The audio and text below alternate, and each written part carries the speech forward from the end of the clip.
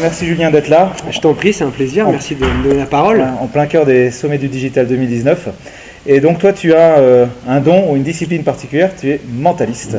C'est ça, magicien mentaliste. Magicien mentaliste. Alors ça génère plein de fantasmes, plein d'idées. Mais ce que j'aime chez toi, et c'est pour ça que je voulais t'interviewer dans le cadre de ces petits entretiens, c'est que tu appliques tes techniques à l'entreprise, au management, au travail collaboratif, etc., etc. Alors, première question que j'ai envie de te poser, c'est en quoi ta discipline, justement, elle peut aider un manager ou un dirigeant ? Ok. Alors, plus précisément, j'applique pas mes techniques, mais j'applique ma discipline, ce qui n'est pas la même chose. Parce que j'apporte pas forcément des solutions aux dirigeants. En fait, je leur apporte une illustration de leur message. Donc moi, j'ai créé Yellow, qui est ma société, il y a 5 ans. Et l'objectif, c'est d'utiliser la magie et le mentalisme comme un biais de communication pour accompagner les dirigeants et les managers dans la transmission de leur message à leurs équipes ou à leurs clients. Et donc le principe est tout simplement de créer des numéros sur mesure à propos desquels mes clients me briefent en m'expliquant quel est leur contexte, quelles sont leurs problématiques, et de construire donc des numéros que je vais faire sous forme de conférences ou de dynamisation de réunions pour porter le message, l'illustrer et y sensibiliser les collaborateurs. Et pour répondre à ta question, en quoi la magie et le mentalisme sont des bons outils pour ça, c'est que premièrement, ils génèrent la surprise. Et que quand tu génères la surprise des gens, tu éveilles leur curiosité, donc leur réceptivité. La deuxième, c'est l'interaction, c'est-à-dire qu'on n'est pas juste spectateur d'un message descendant, mais on est aussi acteur, puisque toutes mes conférences sont entièrement interactives avec la salle. Et donc du coup, on implique plus les gens. Et la troisième, évidemment, c'est l'émotion. Et on sait tous qu'on retient beaucoup mieux un message quand il est associé à une émotion que quand il est simplement factuel. Donc vraiment, ces trois piliers additionnés les uns aux autres font que le message que les dirigeants veulent transmettre à leurs équipes passe mieux et surtout qu'il est en décalage par rapport au schéma traditionnel de communication qu'on peut avoir, les slides, la formation descendante, etc. Bien sûr. Alors donc là, tu nous expliques comment tu peux sensibiliser ou des dirigeants font appel à toi pour sensibiliser leurs équipes. Mais est-ce que, avec ton travail, un dirigeant ou un manager peut trouver des trucs et astuces ? Parce qu'on voit l'exercice et c'est bien, ça sensibilise, mais est-ce qu'il arrive à en trouver des outils pour pouvoir mieux manager, mieux fédérer, mieux organiser ? Alors je pense qu'ils ne trouvent pas forcément des outils, parce qu'encore une fois, mon métier est plus dans l'illustration que dans l'apport d'outils propres qui vont être réutilisés par les professionnels. Mais simplement, je pense que le maître mot, il est dans la prise de conscience. C'est-à-dire que utiliser, encore une fois, ces disciplines permet de marquer les esprits davantage. Et forcément, à partir du moment où tu as une prise de conscience, tu motives les gens et tu les mets dans l'action et dans la volonté, en tout cas, de faire différemment ou de percevoir le monde différemment. En fait, l'apport d'un illusionniste, d'un mentaliste dans un contexte corporate, c'est vraiment de montrer qu'on peut percevoir une même réalité avec un autre angle et que du coup, on va absorber le message d'une manière qui va être encore une fois très émotionnelle, et donc ça va motiver, ça va fédérer, et pour transmettre le message, c'est très bien.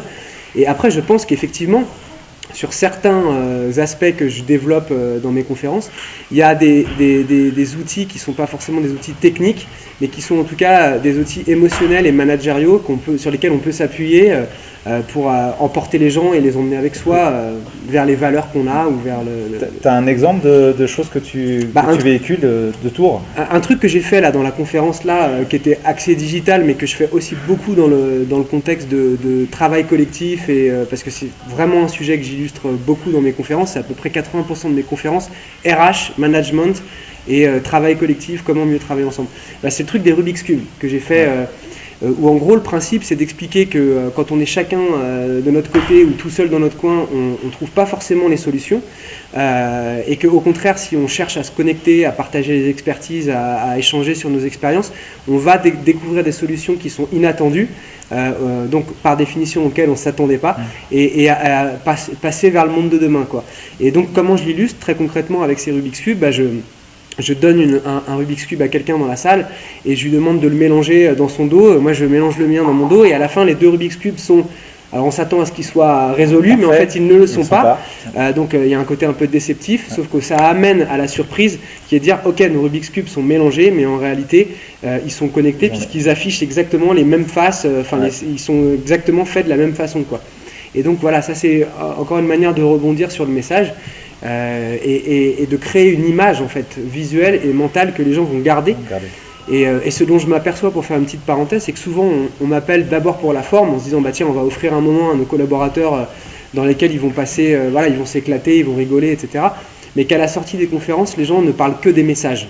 Et donc du coup c'est là où tu te rends compte que tu as fait ton taf, parce que finalement c'est le message qu'on retient avant la forme. Il faut collaborer comme Julien avec ses Rubik's Cube. Exactement, c'est ça. Voilà. Et alors question piège, je suis désolé, je vais droit au but. Est-ce qu'un manager ou un dirigeant peut utiliser une forme de mentalisme, je dis bien une forme de tour que toi tu fais, pour, je sais pas, mieux travailler ses équipes, mieux travailler ses clients Alors, c'est effectivement une question piège, sauf que je sais me sortir du piège parce que c'est pas la première fois qu'on me la pose. J'imagine. C'est vrai que souvent, quand j'ai fait des interventions comme ça, derrière, il y a des managers, particulièrement quand je le faisais pour des forces de vente ou même parfois pour des avocats, etc., qui venaient me voir à la fin en me disant « Mais est-ce que finalement, vous pourriez pas faire une formation pour expliquer à nos vendeurs comment influencer le client, comment lui faire acheter, etc. » Et alors, je réponds toujours à la même chose, parce que c'est une vraie conviction forte que j'ai par rapport à ça, c'est qu'en fait, la manipulation, pour moi, n'est pas une arme de vente. La meilleure arme de vente, c'est d'être convaincu soi-même de ce qu'on vend. En fait, c'est la confiance en le produit. Donc je leur dis, la première base, vous pouvez vendre la chose comme vous le voulez, peu importe, mais c'est de croire en ce que vous vendez. Et ça marche pour n'importe quel secteur d'activité, pour n'importe quelle entreprise. C'est d'abord la conviction que ce qu'on fait, et la chose juste et la chose qui doit se vendre parce qu'elle est bonne. Et c'est exactement de la même manière dont moi je vends aussi mes prestations, c'est que quand je vais dans un bureau défendre mon concept, j'y crois parce que je sais que ça marche. Et donc j'en parle bien, je pense, et du coup les gens y adhèrent et m'engagent. Et voilà, c'est un peu la manière dont je me sors du piège, quoi. D'accord, non mais c'est effectivement très très bien vu. Et je garde de tout ça, de ce que tu dis, qui est assez intéressant, c'est cette notion de déclic en fait, qui est intéressante. C'est-à-dire même si on n'a pas le truc derrière, toi tu montres une image qui imprègne d'autres parties du cerveau en fait, qui permettent d'accentuer la mémoire peut-être d'un concept, en tout cas de la marquer, marquer. Et ça par contre tout le monde peut le faire. Tout le monde est capable à un moment donné de réfléchir, à se dire tiens, je dis la chose, mais peut-être que je peux l'illustrer, peut-être que je peux donner l'exemple, peut-être que je peux détourner. Alors ça par contre oui, c'est-à-dire que ça, si tu veux, moi je dis souvent que mon métier c'est d'apporter une forme marquante à un fond sérieux, à un contenu. Et donc c'est vrai qu'aujourd'hui les entreprises commencent, et notamment les managers et les dirigeants, commencent à se rendre compte de l'importance de la forme par rapport au fond. C'est-à-dire qu'on a beau avoir le fond le plus pertinent du monde, si on n'a pas la forme pour le faire passer, le message passe pas. Surtout dans notre société où aujourd'hui on parle de digital, les gens zappent beaucoup, l'attention est très réduite, et donc il faut amener une manière de capter l'attention du public. Et ça, alors moi j'utilise la magie pour ça parce que c'est mon outil, mais il y en a plein d'autres.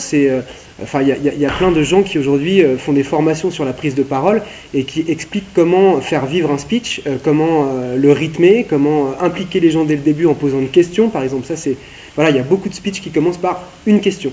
Et moi qui suis auteur aussi et qui écris pas mal de scénarios ou de notes d'intention, je commence très souvent en fait mes textes par une question parce que tout de suite tu impliques l'auditeur ou le lecteur.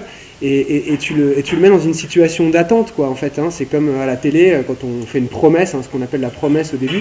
On dit, tiens, il va se passer ça, et les gens attendent ça. Et la magie est bien pour ça aussi, parce que c'est, qu'est-ce qui va se passer, comment il va trouver l'info, comment il va reconstituer le journal quand il est déchiré. C'est toujours la même mécanique mentale, finalement. Et en fait, les règles que l'on peut garder pour conclure de tout ce que tu me dis, parce que j'aime bien essayer d'en tirer quelques clés. Moi, je retiens de ce que tu me dis, c'est que la forme est intéressante, il faut surprendre. Elle est plus qu'intéressante, elle est primordiale. Elle est primordiale, il faut surprendre, il faut peut-être parfois prendre des biais détournés pour ancrer le message différemment. Il faut engager dans la discussion, impliquer, comme toi tu engages, impliquer. Et croire en son message. Et ça, c'est peut-être les règles que tu vas nous donner dans cette interview. Écoute, j'espère en tout cas. Merci beaucoup Julien, et puis bonne continuation mentalistique. Merci, à plus tard. À bientôt, au revoir.